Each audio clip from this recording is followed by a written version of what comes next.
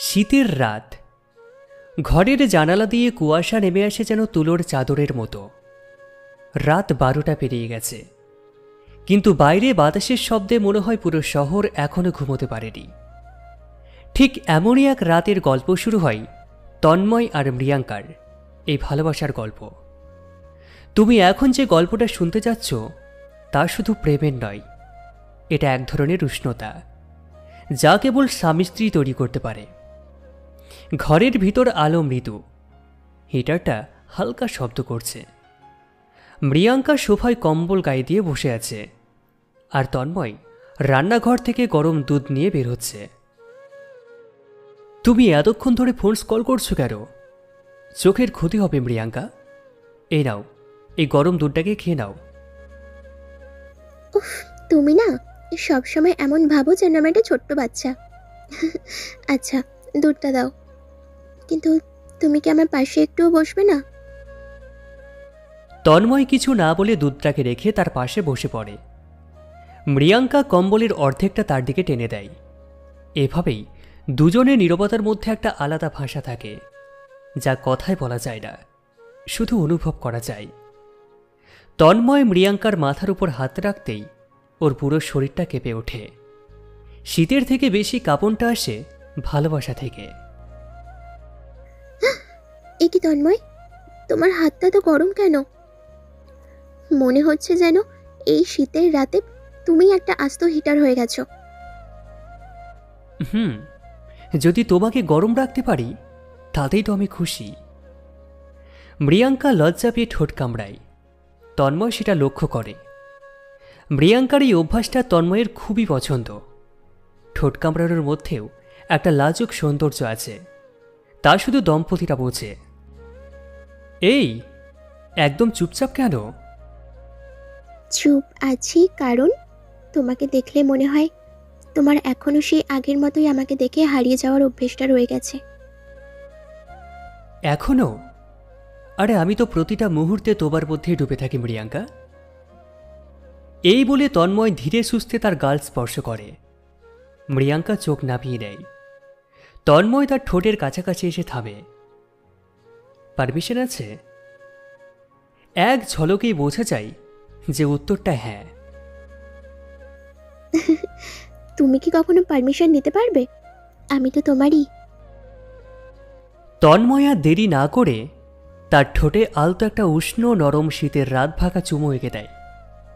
মৃয়াঙ্কা হালকা শব্দ করে তার শ্বাসের ভিতরে হারিয়ে যায়। শীতের রাতে চুমুটা যেন হিটারের চেয়েও বেশি উষ্ণ।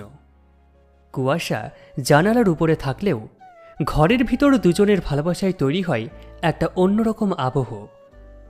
তন্ময় মৃয়াঙ্কাকে আরো কাছে টেনে নিয়ে বলে, এভাবেই পাশে থাকবে তো সবসময়? সব সময়, যতক্ষণ তুমি আমাকে এভাবেই ভালোবাসো। দুজন আবারও কম্বলের ভিতরে গাটাকে মিশিয়ে বসে থাকে। মৃয়াঙ্কা মাথা রাখে তন্ময়ের বুকে। তন্ময়ের হাত আলতো করে তার কাঁধ জড়িয়ে থাকে। বাইরে কুয়াশা আরো ঘন হয়, কিন্তু ভিতরে উষ্ণতা আরো গভীর। এটা ছিল ওই দীর্ঘ গল্পের প্রথম পর্ব। এখনো সামনে অনেক রাত, অনেক কথা, অনেক অনুভূতি বাকি। মৃয়াঙ্কা আর তন্ময়ের এই শীতের রাতে ভালোবাসার গল্প এখনই শেষ না, বরং শুরু।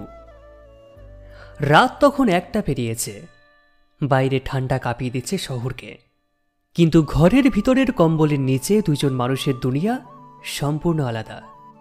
তন্ময় আর মৃয়াঙ্কার দুনিয়া, যেখানে কুয়াশা ঢোকে না, ঢোকে শুধু নিঃশ্বাস আর ভালোবাসা। মৃয়াঙ্কা তন্ময়ের বুকে মাথা রেখে শুয়ে আছে। তন্ময় তার চুলগুলো আঙুল দিয়ে আলতো করে ছুঁয়ে ছুঁয়ে সাজিয়ে দিচ্ছে। জানো, এভাবে তুমি চুলে হাত বুলিয়ে দিলে আমি ঠান্ডা ভুলে যাই।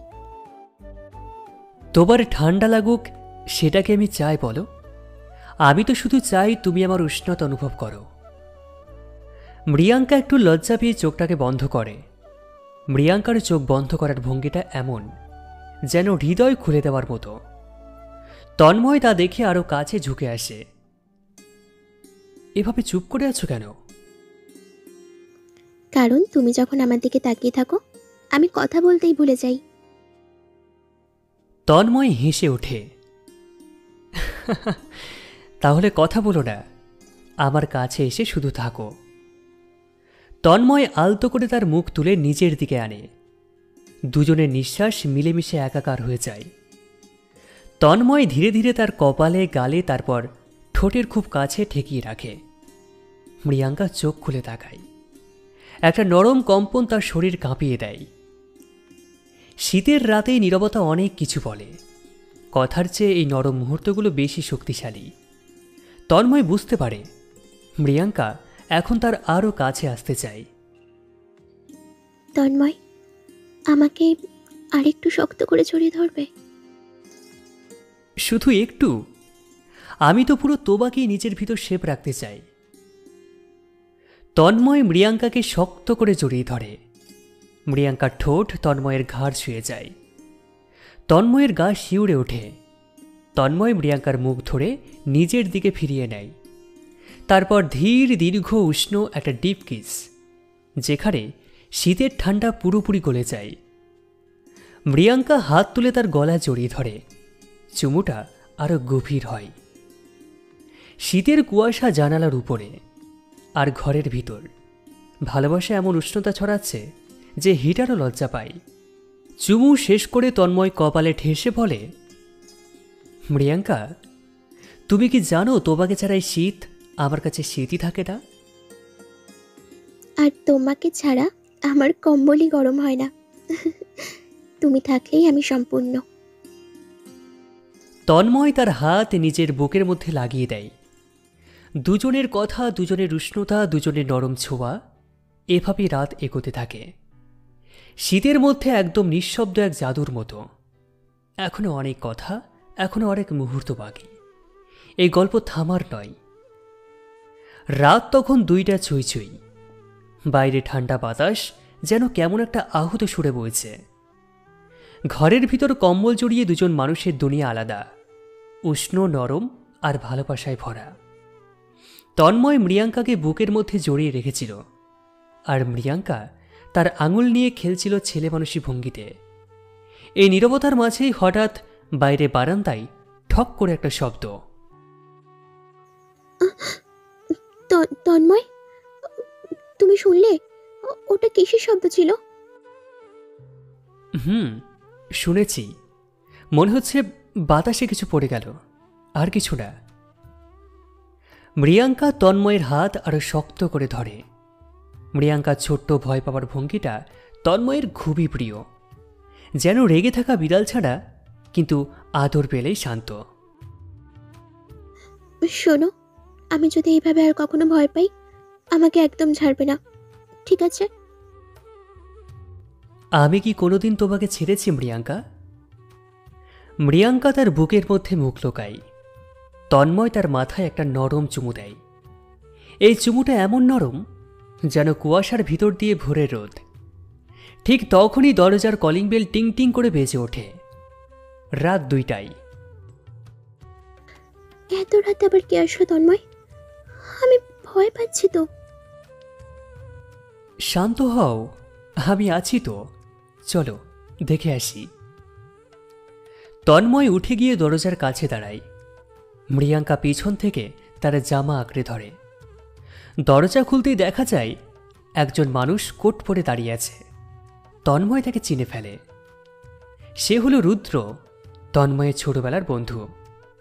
হঠাৎ রাতে শীতে এই সময় কেন এসেছে তা না বললেও বোঝা যায় অন্যরকম কিছু একটা আছে। আরে রুদ্র, এই সময়ে সবকিছু ঠিক আছে তো? তন্ময়, দোস্ত একটু একটু ভেতরে আসতে দেবে? আমার বাইকটা রাস্তায় নষ্ট হয়ে গেছে, আর আমি একেবারে ফেসে গেছি। তন্ময় তাকে তাড়াতাড়ি ভিতরে আসতে দেয়। মৃয়াঙ্কা কম্বল নিয়ে ছুটে গিয়ে রুদ্রকে দেয়। এই নাও, এটা জড়াও। তুমি তো একদম ভিজে গেছো পুরো। খাবে কিছু? চা দেবো? না না, কষ্ট হবে তোমার। আমি শুধু একটু উষ্ণতা পেলেই চলবে। রুদ্রের মুখ দেখে বোঝা যাচ্ছিল শুধু ঠান্ডা নয়, তার ভিতরে আরও কিছু আছে, কিন্তু সে বলছে না। তন্ময় বুঝে গেল রুদ্রের চোখে যে কুয়াশা তার রাতের নয়, মনেরও। তুই না, তুমি কিছু লুকোচ্ছ, বলবে? না, পরে বলবো। আজ তোমাদের আমি সময় নষ্ট করতে চাই না। তোমরা দুজন একসঙ্গে বসেছিলে, আমি বুঝতে পারছি। না রুদ্র, এমনভাবে বলো না। তুমি কি আমাদের পরিবারের লোক না? তোমার সমস্যা থাকলে তুমি বলতেই পারো। তন্ময় রুদ্রের কাঁধে হাত রাখে। রুদ্র একটু উষ্ণতা পেয়ে সোফায় বসল। মৃয়াঙ্কা গরম চা এনে দিল। তন্ময় পাশে বসল। রাতের নীরবতা এবার তিনজনকে একসঙ্গে ঘিরে ধরল। মৃয়াঙ্কা তন্ময়ের পাশে গিয়ে বসতেই তন্ময় তার হাত আলতো করে ধরল। ওর আঙুল কাঁপছিল, কিন্তু সেটা ভয়ে নয়, শুধু হঠাৎ আসা পরিস্থিতির জন্য। রুদ্র চা থেকে বাষ্প উঠতে দেখে গভীর নিঃশ্বাস ফেলে। তন্ময়, আমি আজ বাড়ি ফিরতে পারিনি, কারণ আমি ঝগড়া করে বের হয়ে এসেছি।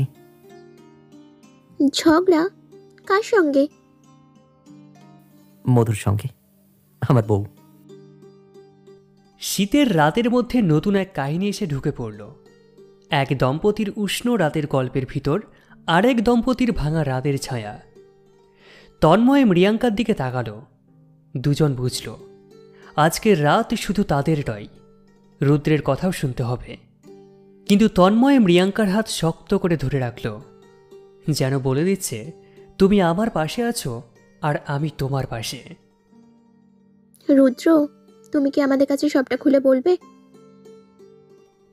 চোখ লাল, ঠান্ডায় নয়, ব্যথায়। এভাবেই এক নরম রোম্যান্টিক রাত ধীরে ধীরে ঢুকে গেল অন্যরকম গল্পের দিকে।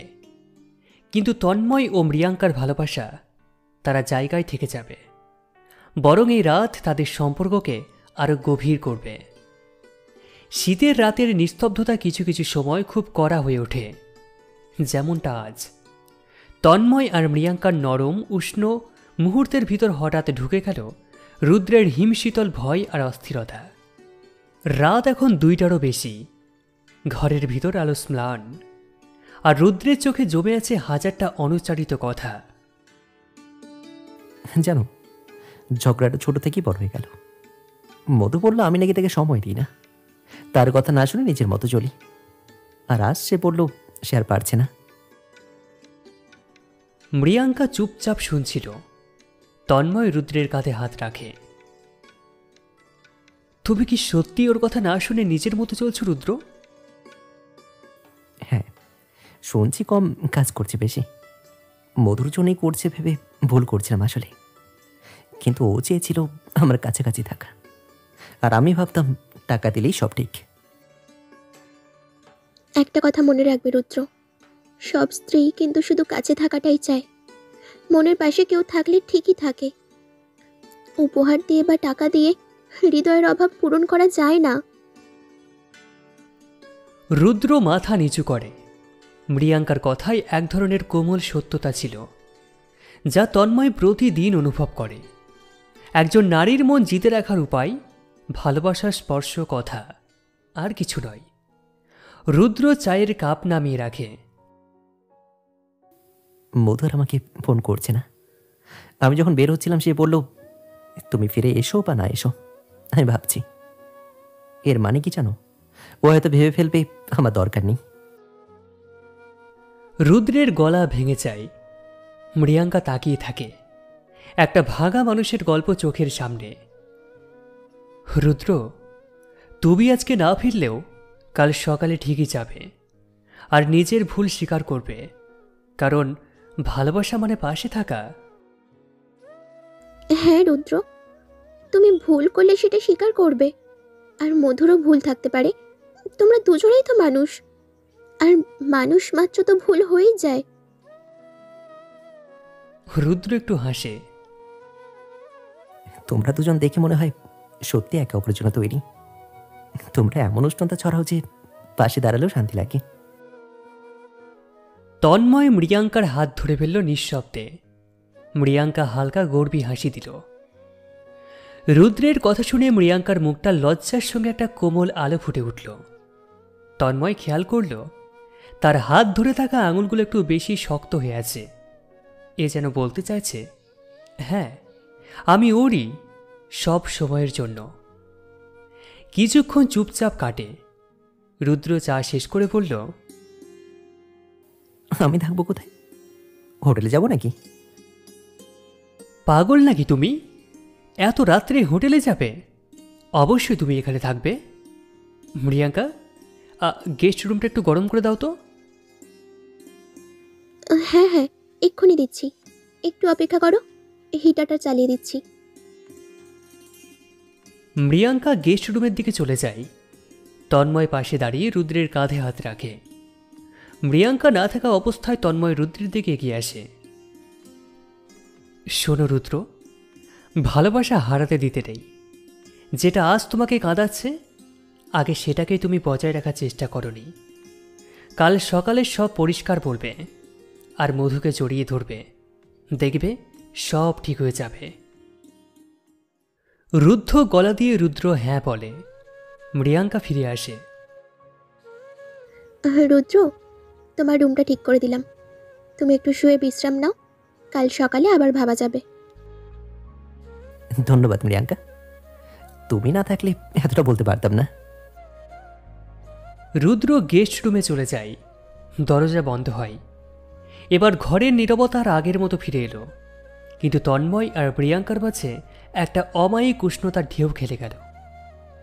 প্রিয়াঙ্কা তন্ময়ের দিকে তাকালো, তন্ময় তাকিয়ে রইল। দুজনের চোখে ছিল গভীর কোমলতা। দেখলে তন্ময়, মানুষের ভেতরে কতটা ব্যথা লুকিয়ে থাকে। আমি তোমাকে পেয়ে কতটা সৌভাগ্যবান জানো। তন্ময় প্রিয়াঙ্কার হাত শক্ত করে ধরে। আর আমি তোমাকে পেয়ে সম্পূর্ণ হয়েছি। তুমি ছাড়া আমার কেউ নেই প্রিয়াঙ্কা। প্রিয়াঙ্কা ধীরে ধীরে তন্ময়ের বুকে এসে দাঁড়ায়। তন্ময় তার মুখ তুলে ধরে। দুজনের মুখের দূরত্ব হঠাৎই কমে আসে, আর তন্ময় প্রিয়াঙ্কার ঠোঁটে একটা গভীর দীর্ঘ শীত গলানো চুমু রাখে। প্রিয়াঙ্কা তার শ্বাস হারিয়ে ফেলে। তন্ময়ের গলা জড়িয়ে ধরে আরো গভীর করে চুমুকে টেনে নিয়ে যায়।